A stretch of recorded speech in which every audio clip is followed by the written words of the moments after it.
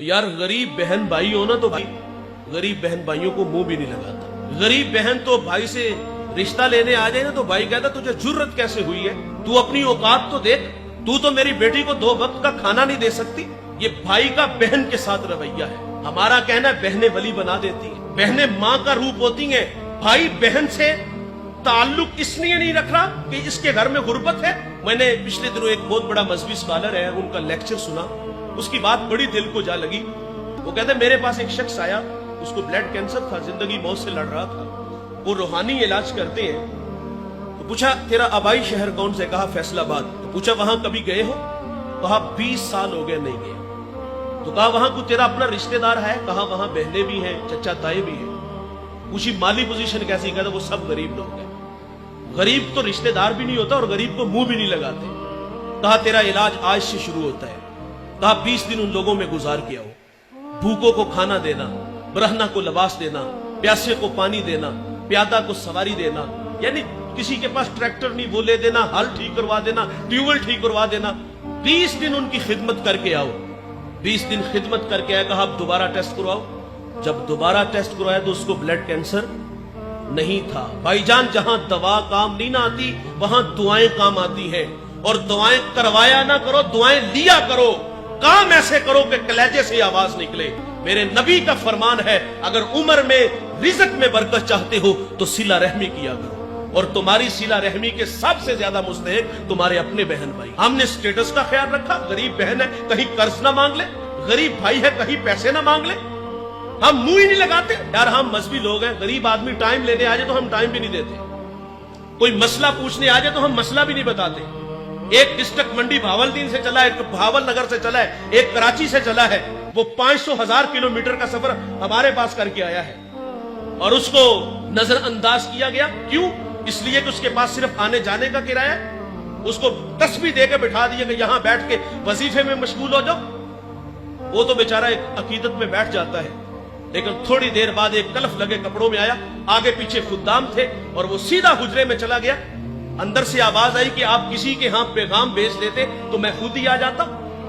बताओ जो बाहर बैठा वजीफे में मशगूल था उसके दिल पे क्या गुजरी हो। और जब हमारे रवैये ऐसे होंगे तो लोगों को दीन कहां से मिलेगा।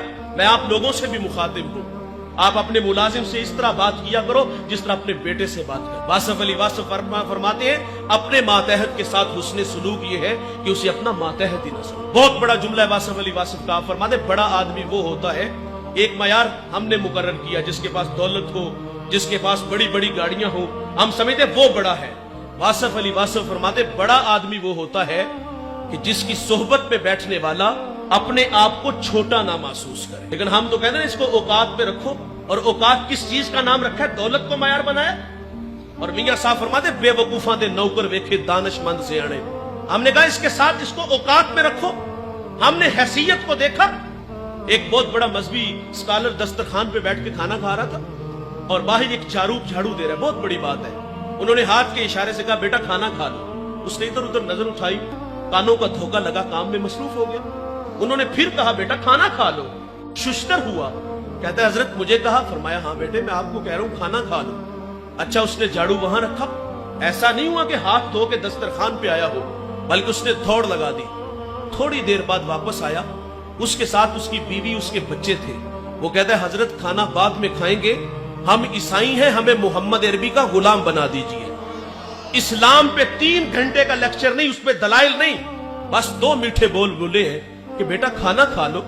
खाली दामन ईमान से भर रहा है, रवैयों से दीन मिलता है साहेब। ईद का दिन है और मेरे करीम आका सल्लल्लाहु अलैहि वसल्लम ईदगाह की तरफ तशरीफ ले जा रहे हैं। सरेरा खुला मैदान आया, बच्चे ईद की खुशियों में मसरूर थे, लेकिन एक जानिब क्या देखा गया, एक बच्चा है तन पे पैरहन फटा है, आंखें बरस रही है। हुजूर गुजरे के कदम रुक गए। मेरे हजरत फरमाते लौता दुखुल शूका तुन फरमाने रिसालत है, कांटा भी चुभे हमको कब उनको गवारा है। बरसती आंखें देखी तो हुजूर के कदम रुक गए। फरमाए बेटे क्यों रो रहे हो? शायद के हुजूर को पहचान न सका। अर्ज करता कि फलां गज़वे में मेरे वालिद हुजूर के साथ थे कि शहीद हो गए, मैं यतीम हो गया, वालिदा बेवा हो गई, माँ ने दूसरा निकाह कर लिया, सौतेले बाप ने माल पे कब्जा किया और मुझे धक्के देके घर से निकाल दिया। आका करीम सल्लल्लाहु अलैहि वसल्लम फरमाते बेटे क्या तू इस बात पे राजी नहीं محمد تیرے باپ لگے، عائشہ تیری ماں لگے، فاطمہ تیری بہن لگے، علی تیرے چچا لگے اور حسن و حسین تیرے بھائی لگے۔ وہ بچہ کہتا اگر یہ رشتے میرے ہیں تو مجھے اور چاہیے کیا؟ حضور اس بچے کو لے کے گھر آئے، کھانا لباس دیا، پھر انگلی تھامی اور عیدگاہ کی طرف تشریف لے آئی۔ سرے راہ کھلا میدان آیا، بچے پھٹی نگاہوں سے دیکھ کے کہتے بھائی جان ابھی تو آپ رو رہے تھے، اب فخر سے کہتا ہے میں بھوکا تھا کھانا ملا، میں ننگا تھا لباس ملا، میں یتیم تھا ابو جی محمد ملے، عائشہ ماں ملی، فاطمہ بہن ملی، علی چچا ملے، حسن و حسین بھائی ملے۔ وہ کہتا ہے اب بھی میں رو؟ یہ اخلاق ہے، یہ دین ہے صاحب، جس سے بھی ملو تو خندہ پیشانی سے ملو۔